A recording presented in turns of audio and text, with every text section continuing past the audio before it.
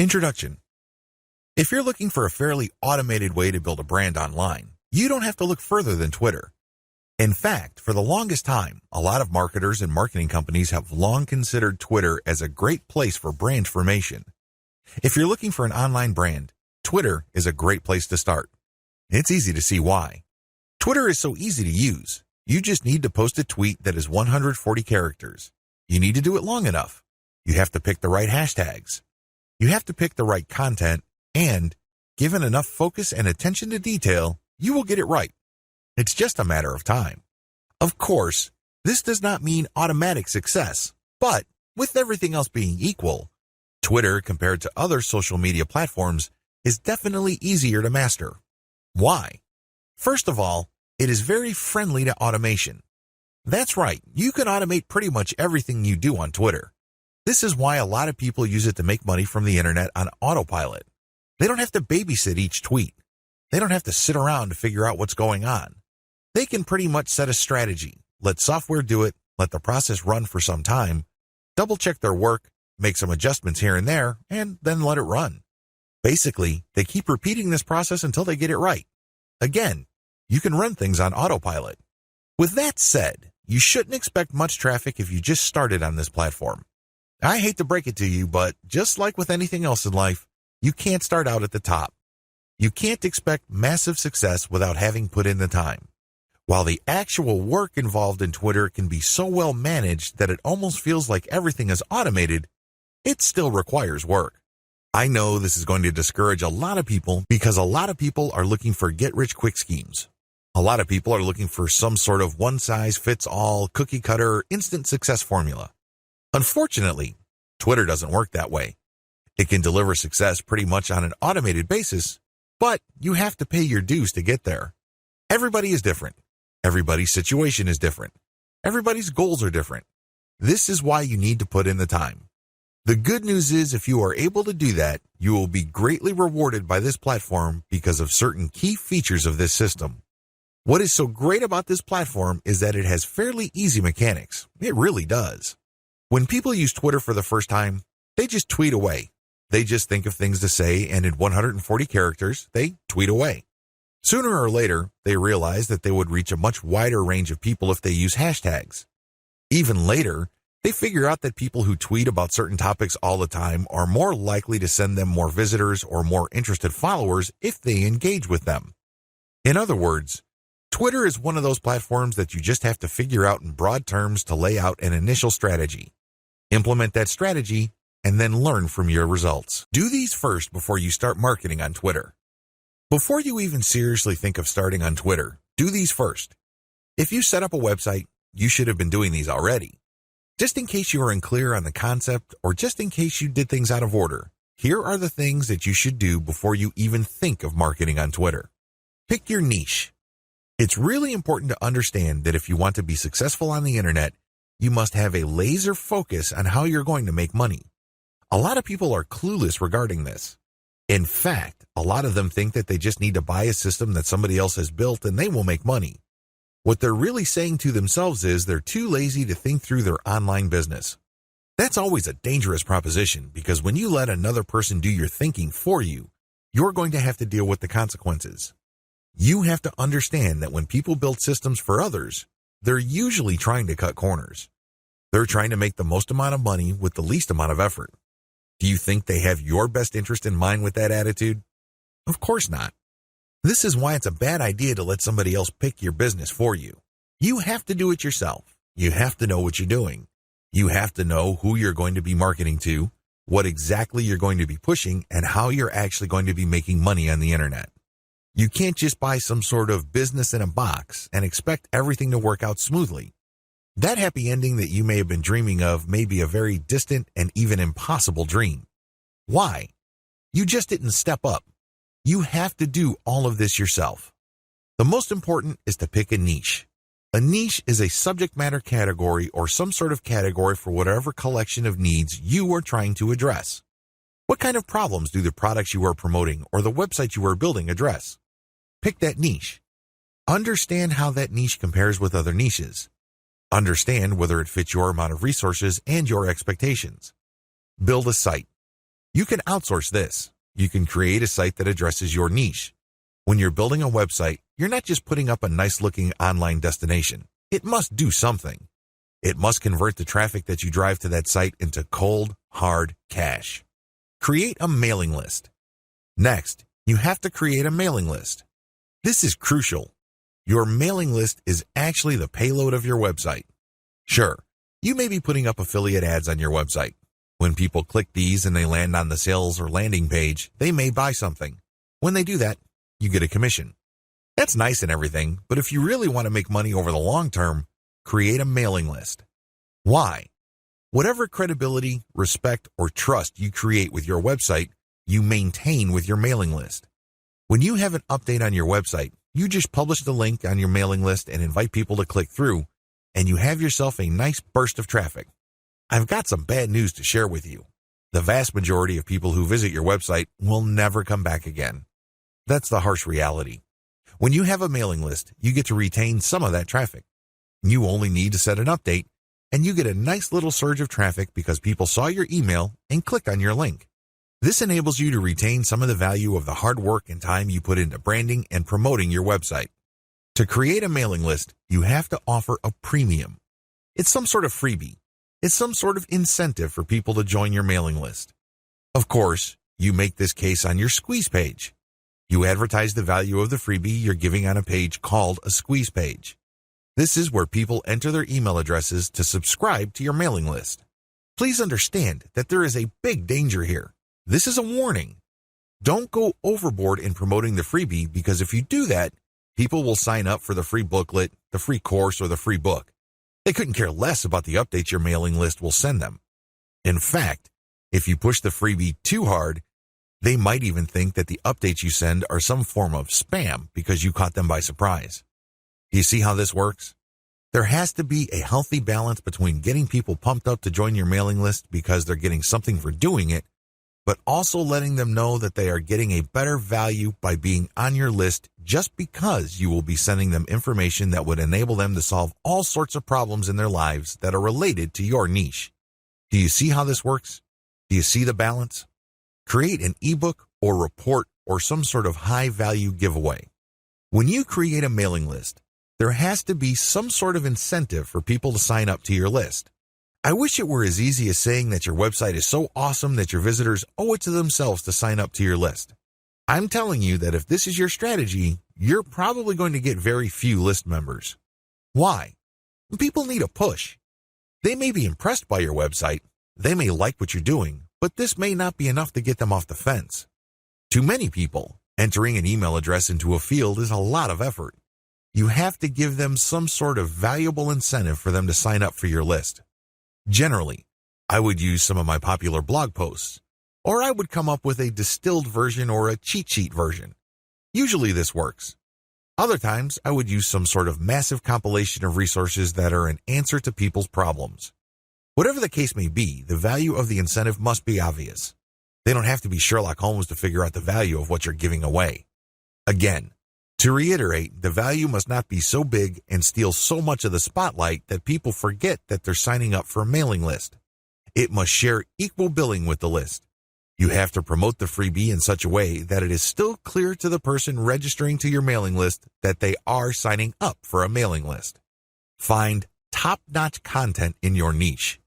Once you've set up a website and a mailing list, the next step on your journey to marketing your website and mailing list on Twitter is content. It's easy to get tempted and think that you're some sort of niche genius. You get all excited about a hot idea or a hot blog post topic, so you write a blog article.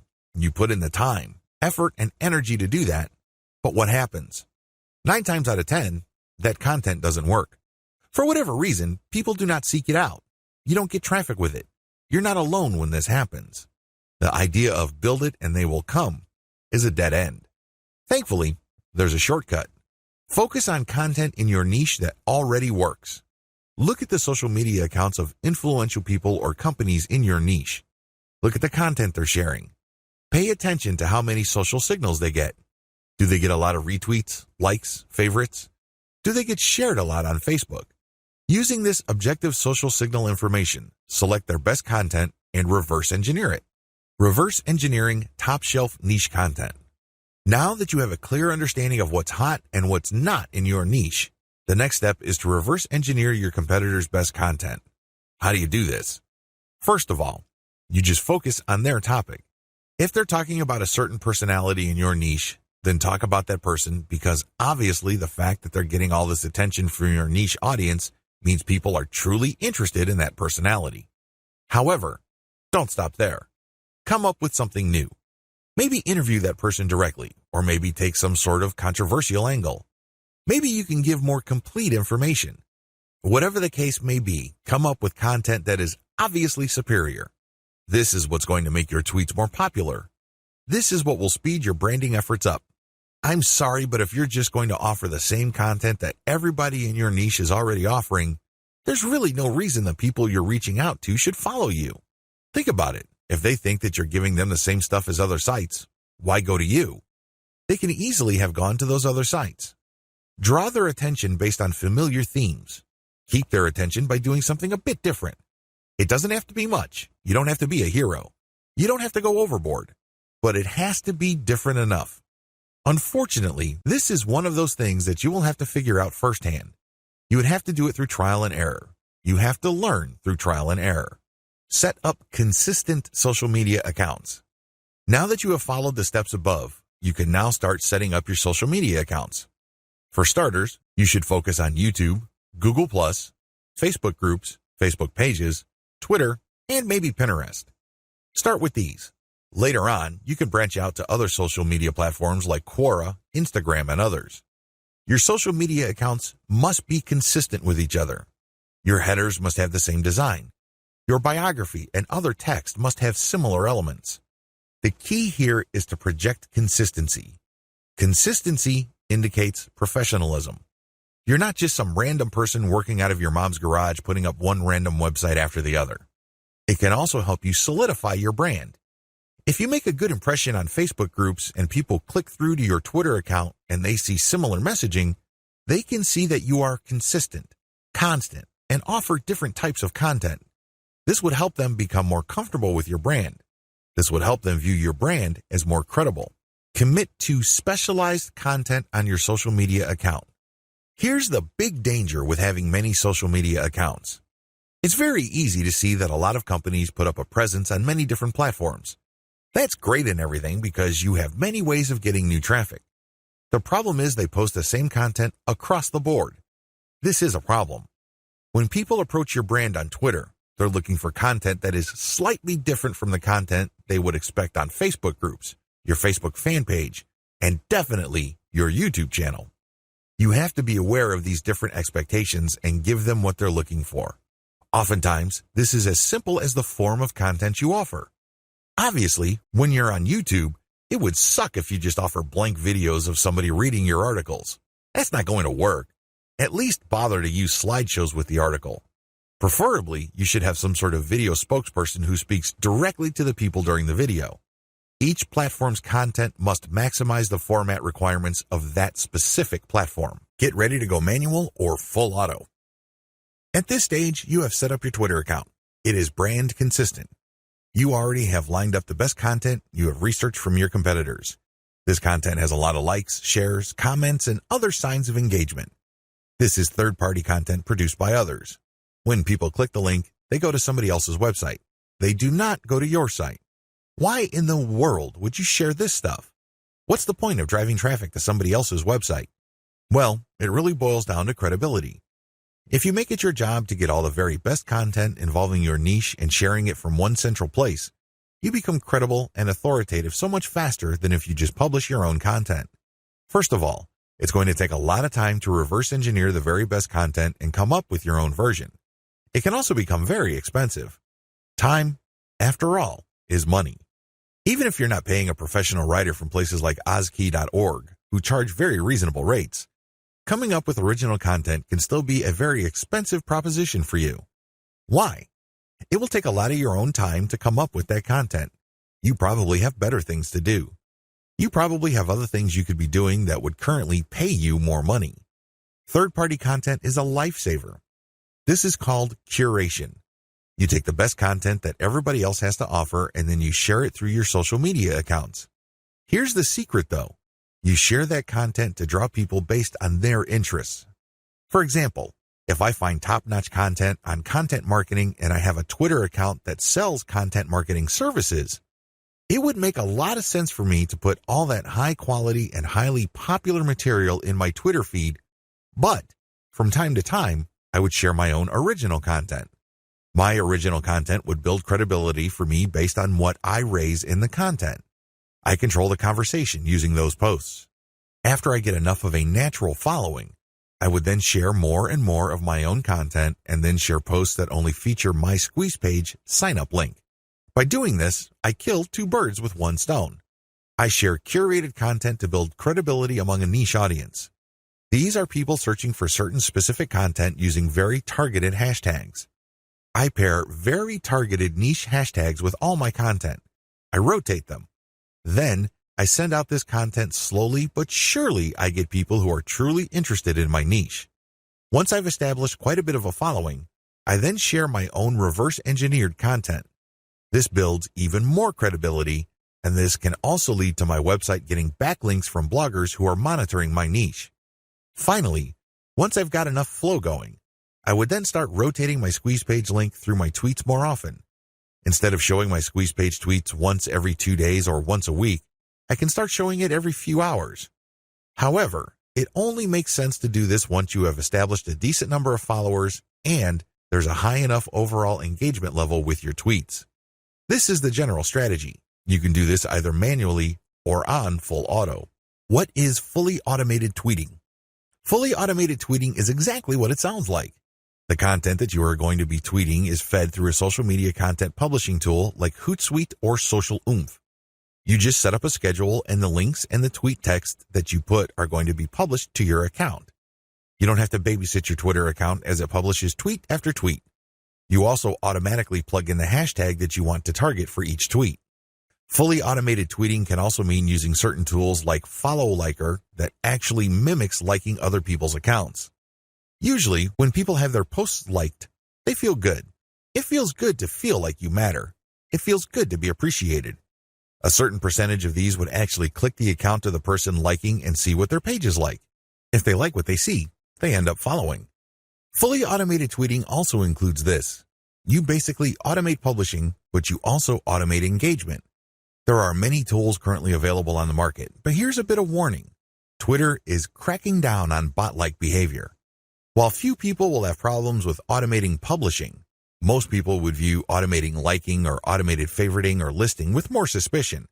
I'm just giving you a heads up because these bots may sooner or later be banned by Twitter. What is purely manual tweeting? You can go the other extreme. The other extreme, of course, is to do everything purely by hand. Not only do you find the very best content by hand, you filter them manually, you post everything manually, you also engage manually. The great thing about this is that you have maximum control. The bad thing about this is you need to have iron discipline to pull this off. What if the vast majority of your actual link clickers live in a different time zone? This is going to be a problem. You're going to have to get up early or stay up late to tweet within the hours your actual followers are most active. This can get downright inconvenient. Also, engaging tons of niche accounts on Twitter can burn up a lot of time. You also have to process a lot of information in a short period of time. Unless you have an IQ over 150, it's just going to be a little heavy because that's a lot of content to read through and analyze. Go for a hybrid solution. There's a lot to recommend a purely manual tweeting approach. You get a lot of control. You get a laser-like focus on account selection. You get to truly fine-tune your message. However, it takes too much time and effort. Thankfully, there is a halfway solution. This hybrid solution is pretty straightforward. You can use tools to post on your Twitter feed, but engagement is done manually. That's pretty much how it boils down. You still have to find niche-related content that's already gone viral. There's no getting around this. You still have to do this. Thankfully, there is a cheaper way to do this. You can, of course, do this yourself. Like I said, time is money. You might also feel like you're going nuts because you have to read so much material. The shortcut is to use a service like CongoPlus.com. They have virtual assistants from places like India and the Philippines that you only need pay $18 per day. These bright, ambitious, educated people would then find the viral content that you're looking for that meets your criteria. They then send you an XLS file, you verify, then you pay them. It's only $18 for 8 hours worth of work. You can't beat that with a baseball bat. You really can't. However way you choose to do it, you need to get this content. You then look for influence leaders on Twitter that cater to your niche. Again, you can do this yourself or you can hire a virtual assistant to do it for you. The secret is to make sure that they're almost always talking about your niche. Once you are sure about that, you can then look at their content and pay attention to their hashtags. Copy these. You're going to pair these with your tweets. Use an automated tool to publish. Whether you're doing things manually or automatically, use an automated tool to publish. The good news here is that you're not taking blind shots in the dark. When you publish, pair this content, whether it's original or third-party, with hashtags related to your niche. The big difference is what happens next.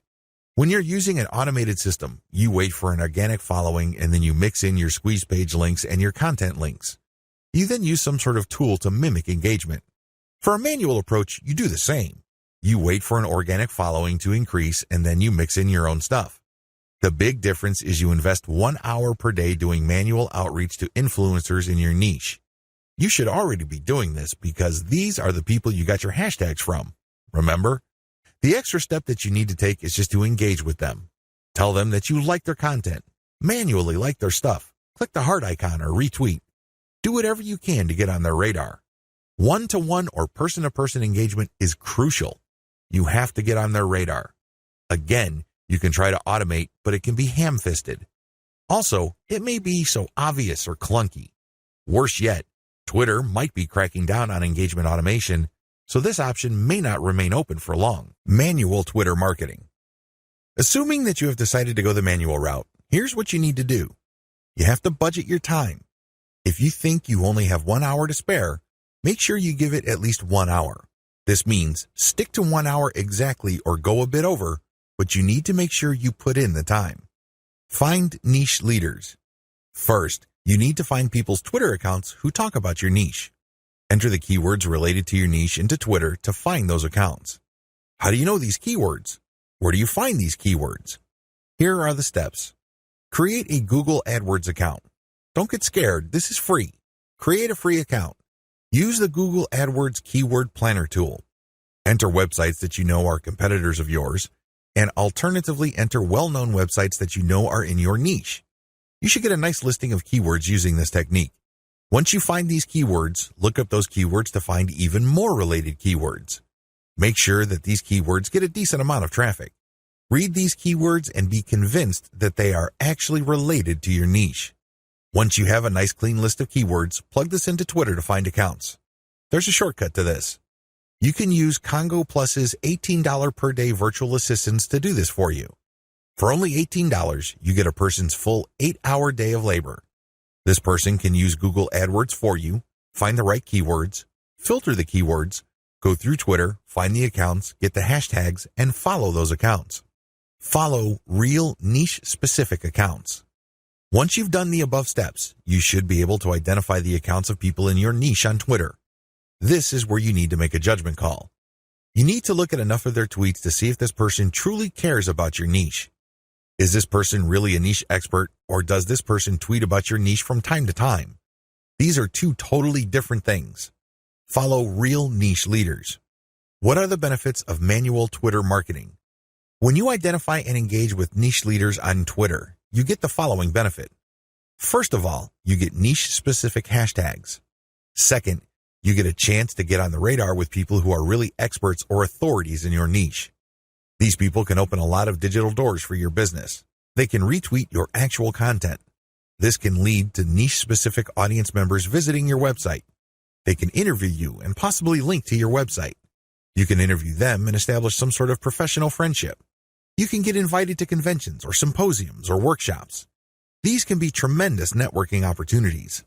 There are just so many ways you can benefit when you reach out to people who are already established authorities in your niche.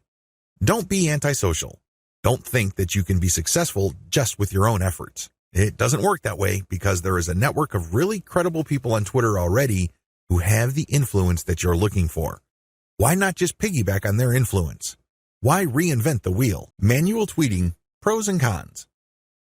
Manual tweeting, as we have defined, involves automated publishing of content that you have manually selected. This is content that you have curated. The publication is automated, but your engagement is manual. You're going to find niche-related accounts. You're going to engage with them manually. You're going to tweet, leave comments, so on and so forth. Here is how the advantages and disadvantages break down. Pros. The first advantage is to get a higher level of engagement. You actually get to say to these people what you think. You get to interact with what they have to say. Maybe they're critical about your idea, so you explain your position to them. You give them a counter-argument. You ask for examples, or you rebut what they have to say. When you do this, you're not engaging in a pissing contest. Let me be clear, this is nothing to be emotional about. Instead, you use this as an opportunity to prove to them that you know what you're doing. True experts will accept the fact that not everybody will agree with them. When these experts are satisfied that you argued your position well, even though you don't agree with them, they respect you. They also respect you when you give them information that they may not know. This can lead to instant expert status. You only need to do this a couple of times with the right people and, believe me, they become your cheerleader. Another advantage is you get access to a pre-qualified niche audience. When an authority leader interacts with you on Twitter, they're actually publishing their conversation with you on their feed. This is a big opportunity. Don't blow it. When they respect you enough to keep responding and you give them one top-notch answer after another, they might even retweet a tweet of yours. This is a bonanza. Why? These people are already experts on Twitter in a specific niche field. This means that they have attracted people who consider them authorities. When they engage with your content to the point that their followers see your brand and your content, you get access to that audience. Psychologically, people would see if the person that I respect and admire so much respects this other person who I don't know enough to engage with them respectfully. I should pay attention. If this keeps up and the person who they follow keeps repeating your stuff or keeps engaging with you, it's only a matter of time until some of their audience members would jump over and follow you as well. Please understand, this is not a zero-sum game. It's not like they would unfollow the one expert to follow another expert. Instead, they're already following one expert and they would just follow another expert. They would be following an additional expert. You're increasing the social influence pie instead of fighting over somebody else's influence. They're not losing out. Another advantage to manual tweeting is the speed at which you get backlinks. I cannot emphasize this enough. If you want to boost your website's SEO and you want to get more search engine traffic, you will need backlinks. You can get this much faster when you do manual engagement. The people you're engaging with are in a better position to see that you know what you're talking about. You get to earn their trust and their respect faster. Once this happens, they are more likely to interview you or share content that you posted on your website. Whatever the case may be, this produces a backlink. This backlink really is a measurement of respect for your authority or an acknowledgement of your credibility. It acts as a vote of confidence. The more you reach out to a lot of authorities, the more high-quality backlinks you get. This can boost the overall ranking of your website. Finally, you may be invited to speak at conventions, workshops, or seminars. People might ask you to submit an original article that they would be publishing somewhere else. Best of all, you may get introduced to a big player in your industry. You might get a job offer. You might get some sort of consulting opportunity. Honestly, the range of opportunities available to you is endless. You just need to get out there. The best way to do this online is manual tweeting because you are in full control of your engagement, you craft the public persona you project, and this enables you to be more aware of opportunities as they flash into existence.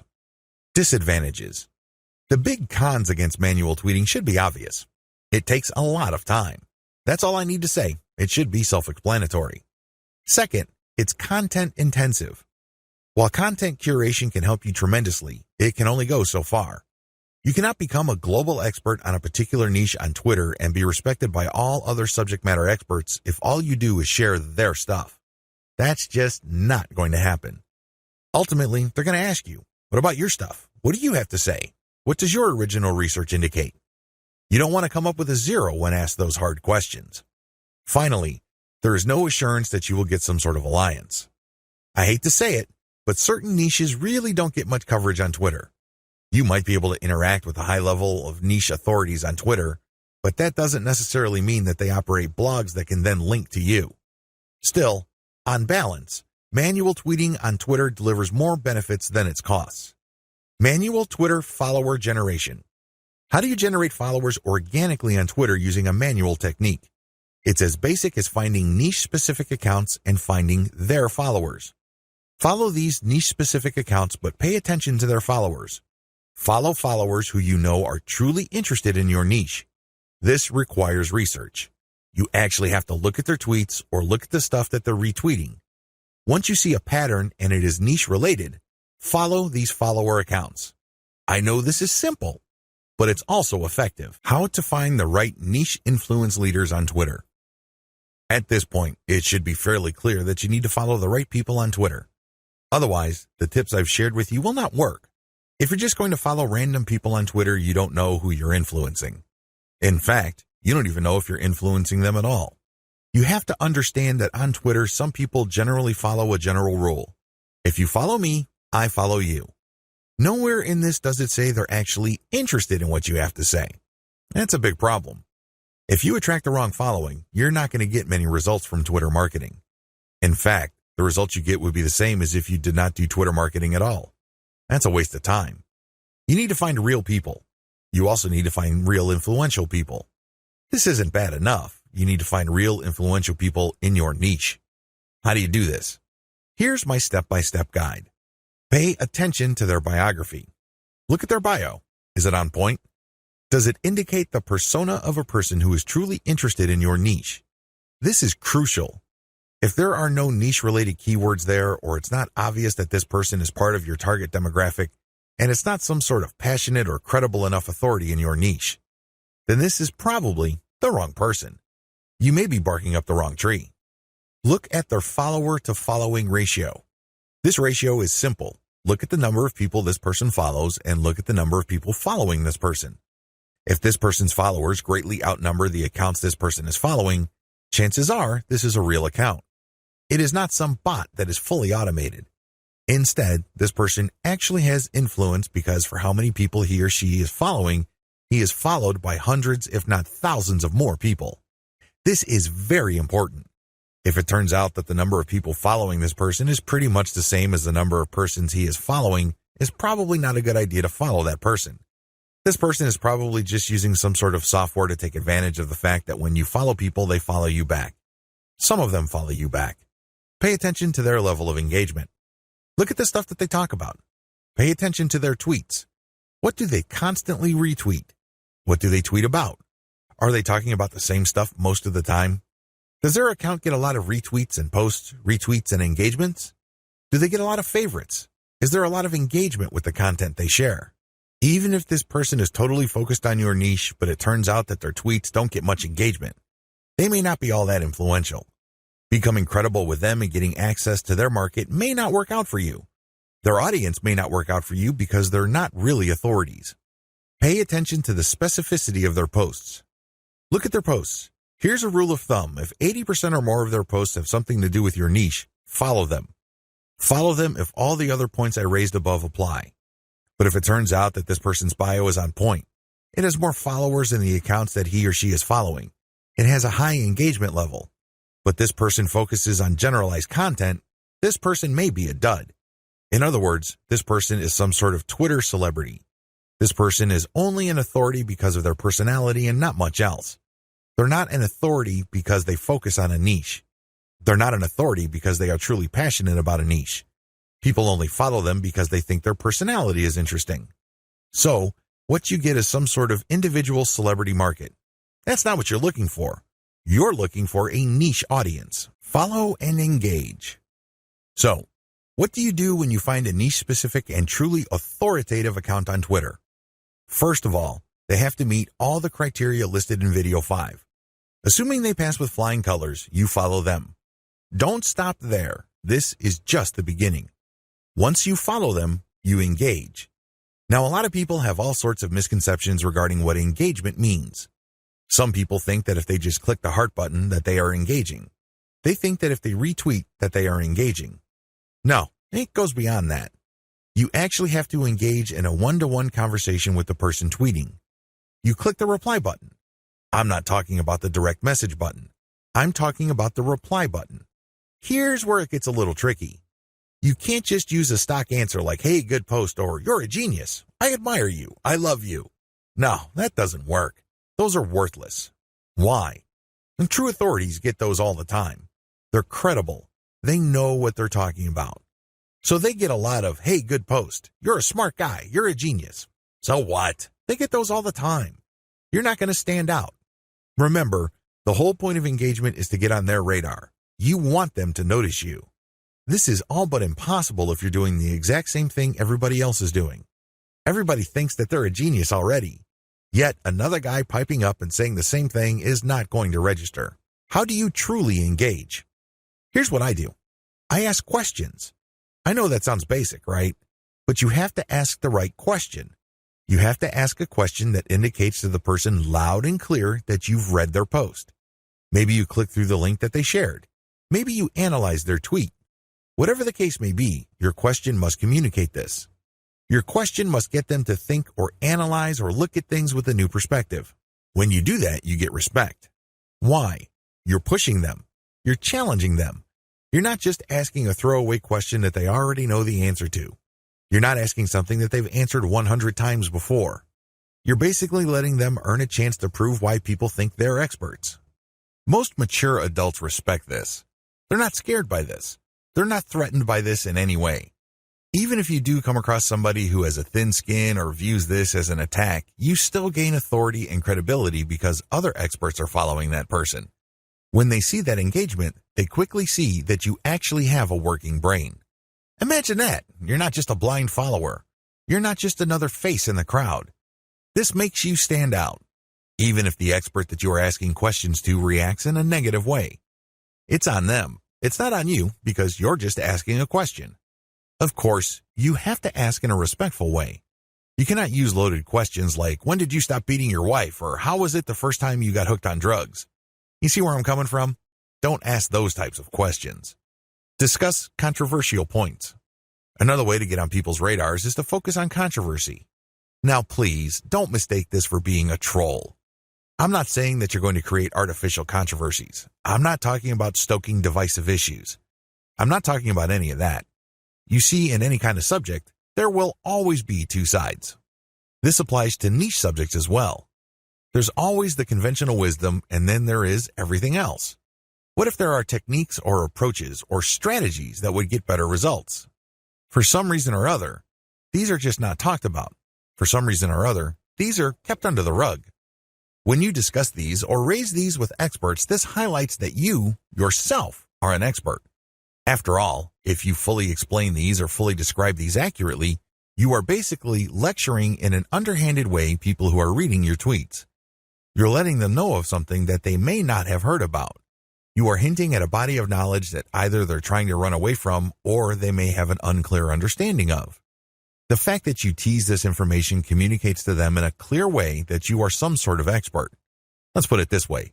You stand out from the crowd, and you're not just this random person saying, hey, good post, or you're a genius, or what do you think about this topic which has been raised millions of times before?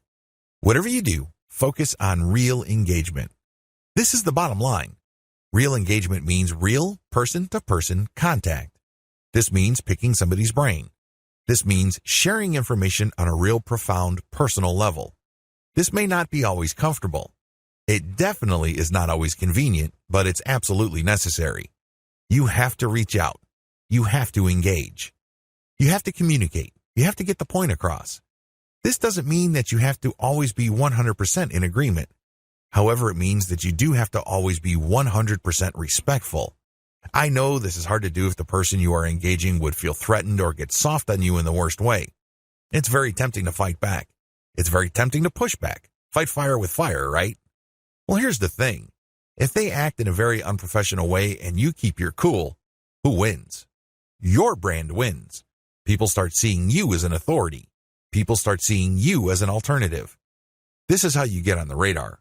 Either things work smoothly and they agree with you and will love to help you, or things don't work out. When things don't work out, you can still win. How? Through your professionalism. You just have to control your emotions. Twitter is notorious for flame wars, troll attacks, and all sorts of hassles. But if you're able to keep your head together and focus on what you're trying to accomplish, things will work out for the best. What happens when you reach high engagement levels? A lot of people who are getting on Twitter measure their success based on three things. One, according to one school, you measure your success based on how much raw traffic you can pull from Twitter. Ultimately, this is the right answer because, at the end of the day, you need traffic to get conversions. There's no way around this fact. You can talk a big game about branding. You can talk a good game about becoming an authority. This is all well and good, but until and unless they translate to real traffic, you're not going to make money. You have to get real visitors to make money on the internet. But using this metric as your sole metric is going to be a problem. Why? Normally, you have to build a very high level of engagement and high level of authority for you to get a sizable volume of direct traffic from Twitter. The good news is that the traffic that you do tend to get would be qualified traffic. These are people who are not curiosity seekers. These are people who have nothing else better to do than to click random links. These are usually people who are interested in whatever it is you are saying, and by extension, whatever it is you are promoting. Another way to measure success on Twitter is the number of retweets you get. Again, this is good because it ultimately leads to traffic. However, in itself, it doesn't really lead to much. The same applies to people clicking the heart button that they like your stuff. They favorite your stuff. That is all good. It definitely is a great boost to the ego. But until it translates to traffic, it's really not worth much. Here's my answer. The obvious answer, of course, is traffic. But before we get to traffic, focus on engagement level. Try to get your engagement levels up. This means people are paying attention. This means people view you as an actual credible and authoritative expert. This means influence. If you have high engagement levels, a lot of things open up for you. These are tremendous opportunities that can take your business to the next level. First, you can pitch influential Twitter accounts for guest posts. If you get a lot of engagement from their accounts and then they're constantly retweeting you and constantly clicking the heart icon, and it means that they become your fans, this is an indication that there is an actual organic community that grew up around your content. This is a good thing, but just by itself, it doesn't really mean much. You have to convert it.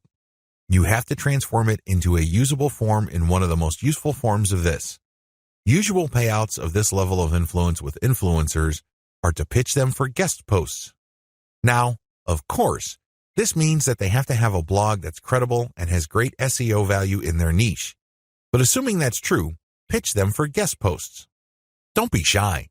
It doesn't hurt to ask if they say no the first time. Continue to engage with them. Be a buddy. Challenge them. Test them. Earn their respect some more, and then pitch them again. Keep pitching until you get that guest post. Because sometimes you have to knock many times before the door opens. That's just the way things are. Keep pitching because for every single guest post you get, you may get a nice boost in Google search results. You probably don't need me to explain to you why that's a good thing. Ask for interviews. There are many influential people on Twitter that are either top dogs in organizations in your niche or they know people. Either way, when you get interviewed for a variety of reasons, you have arrived in your niche. Let's put it this way. They're not going to interview worthless people. They're not going to interview people who have no credibility. Why? Well, they respect their own credibility. They want to protect whatever status they have. One of the worst ways to do that is to interview people with no credibility. They want to build up. So, the fact that they're interviewing you signals to whoever respects them that you are worthy of respect. It signals to people that you are credible, that you are worth following. It tells people in so many ways what you have to say counts for something. This is a big deal. How come? You can leverage this interview that you've got as proof of your expert status. You can then contact influential publications in your niche to get backlinks. You can contact the networking groups, symposiums, and conventions to get speaking opportunities. You can always point to the fact that you got interviewed by these highly credible places. Another advantage you can get when you put in the time to manually engage with truly influential people involves blogging roundtables. Blogging roundtables are basically group interviews. The person holding the roundtable would come up with a general topic. For example, they're talking about general SEO trends in 2018, and then hit up a large number of people for their interviews, knowing full well only a small fraction would respond. If you get invited to turn in your feedback, you get a nice link. Imagine if the Blogger Roundtable was being held on the premier website in your niche. Again, it doesn't take a genius to figure out the dynamite SEO potential of this opportunity. Build a high-influence retweet circle. This final benefit escapes a lot of marketers. In fact, even Twitter marketers may be completely blind to this. This is one of the biggest benefits of manual engagement with influential people on Twitter can ever deliver. When you get these people to think that you are credible and that you are an expert in your own right. Eventually, you can count on some of them to automatically retweet your stuff. This is a big deal. Well, when you share your own content, or better yet, when you share your squeeze page direct link, you want truly interested people to click through. You want people who understand what your content is about to click through and possibly convert. In other words, you want highly qualified traffic. If your brand becomes so trusted and so credible in your niche among other Twitter users, you cultivate such a following. You only need to produce content and automatically you know they would retweet you. You can almost bet that a certain percentage of your followers would retweet. This can then lead to your content being seen by more of their followers, which can lead to highly qualified direct traffic. Don't neglect this benefit. Unfortunately, a lot of people do because this benefit grows very slowly. It also starts at a very low level. But of all the benefits, this is probably the most potent. Unfortunately, it also takes the most time, effort, and attention to detail.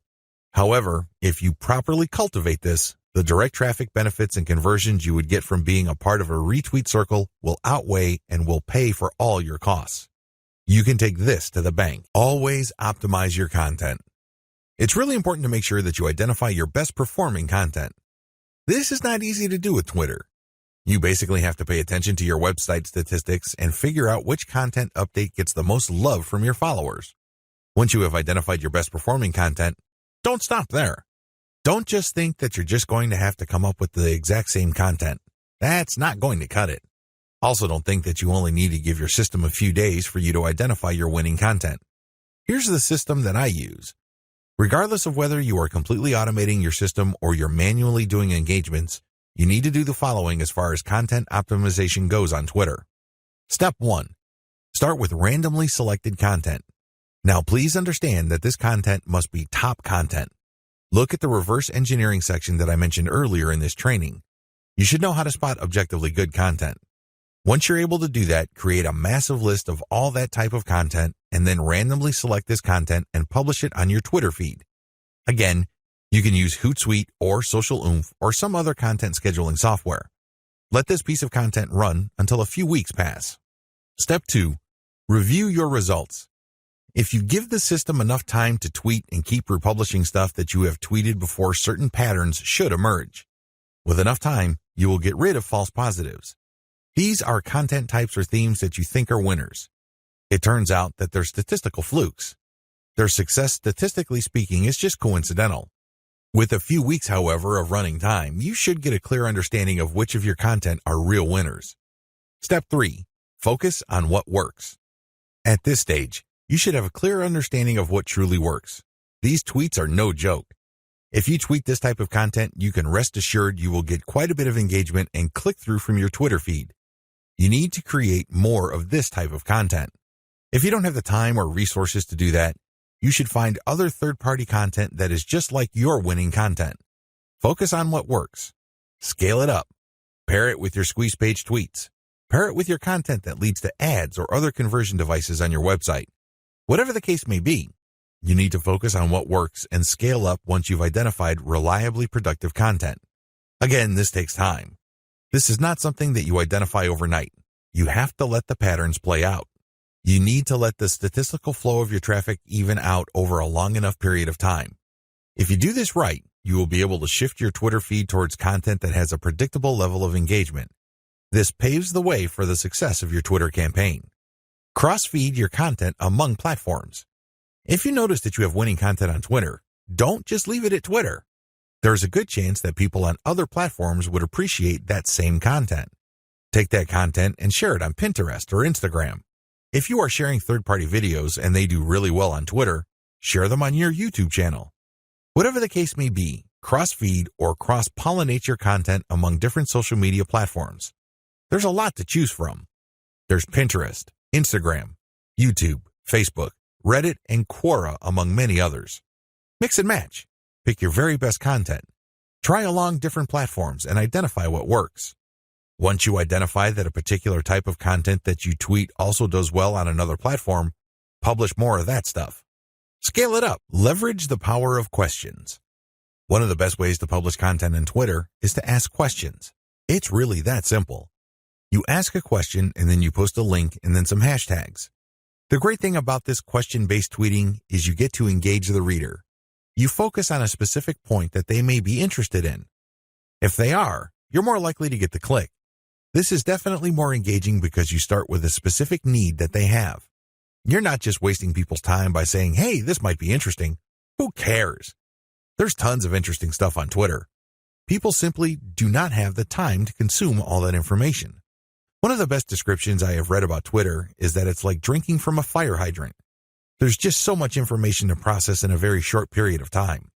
This is why most people who consume a lot of social media content don't bother to read. They really don't. They don't have that luxury.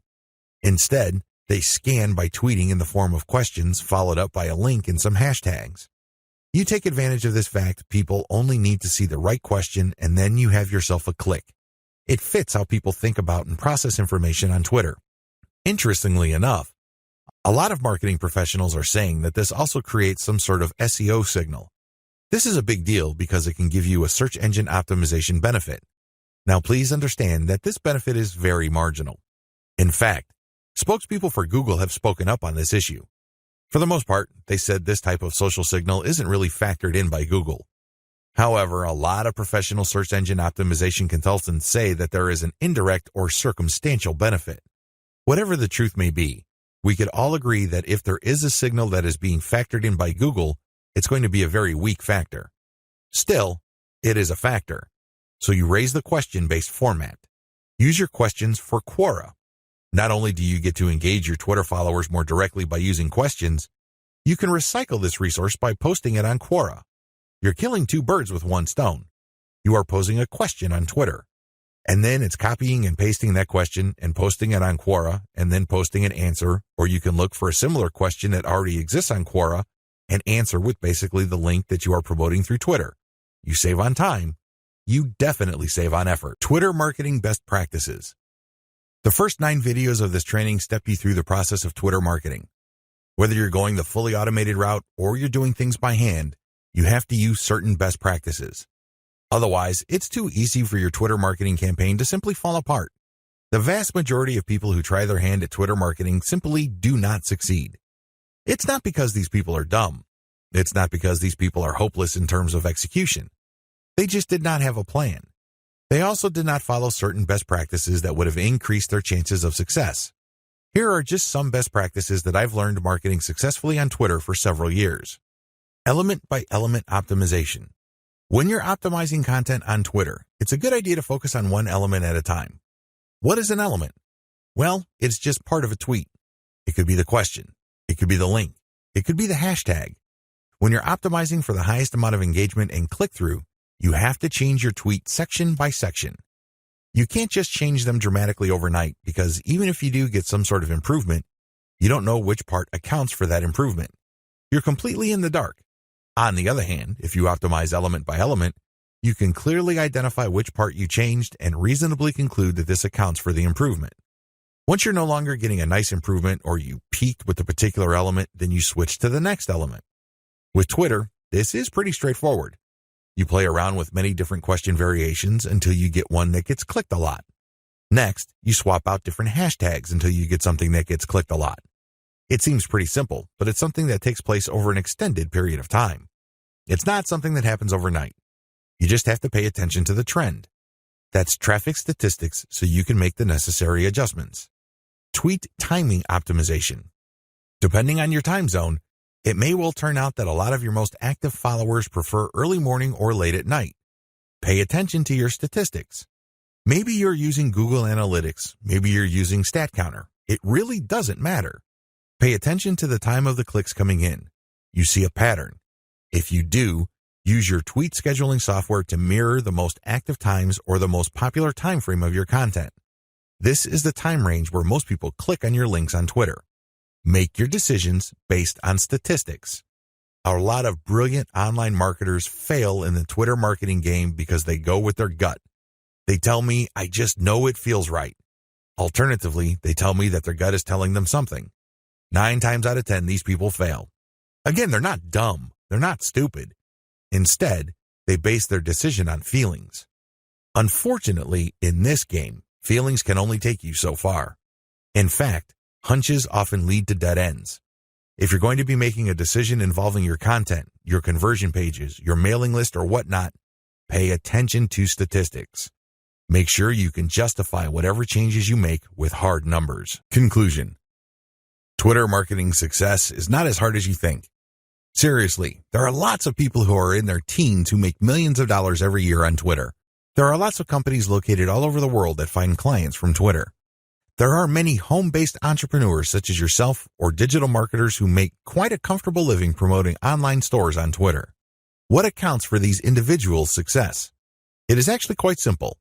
They chose to be systematic and methodical. You have to have a system. You can't just do things by the seat of your pants. You can't just do things based on gut feeling. You have to have a way of proceeding because such systems teach you what to look for, how to respond when you find certain facts, and how to optimize your system.